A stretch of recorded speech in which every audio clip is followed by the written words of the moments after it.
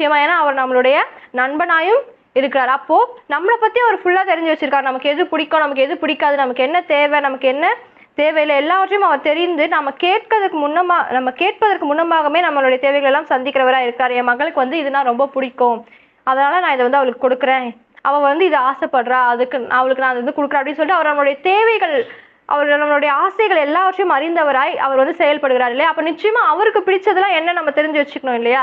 நமக்கு பிடிச்சதை ஒருத்தர் தெரிஞ்சு வச்சுட்டு ஒரு நிமிஷமும் அதெல்லாம் செஞ்சு நம்மளை மகிழ்விக்கிறார் அப்படின்னா, அவருக்கு பிடிச்சதையும் நம்ம தெரிஞ்சு வச்சுட்டு ஒவ்வொரு செகண்ட் நம்ம என்ன பண்ணோம், அவரை நிச்சயமா மகிழ்விக்கணும். அப்ப கர்த்தருக்கு எது பிடிக்குது, அவரை நம்ம தேடுறது அவருக்கு வந்து ரொம்ப பிடிக்குது. அவரை தேடும் போது நமக்கு என்ன தெரிய வரும், அவர் தாமே அவர் நமக்கு வெளிப்படுத்துவார். எனக்கு இதெல்லாம் பிடிக்கும், எனக்கு இதெல்லாம் பிடிக்காது அப்படின்னு சொல்லிட்டு அவர் வெளிப்படுத்தும் போது நம்ம என்ன பண்ணலாம், அதுக்கேற்ற மாதிரி நம்ம நடந்து கொள்ளலாம். அதுக்கு நம்ம ஃபர்ஸ்ட் என்ன பண்ணணும், அவரை தேடணும். அவர் நம்மை தேடி வந்தது போல அடுத்த ஸ்டெப் நம்ம என்ன பண்ணணும், அவரை தேடி போய் அவரை பற்றி நம்ம இன்னும் அதிக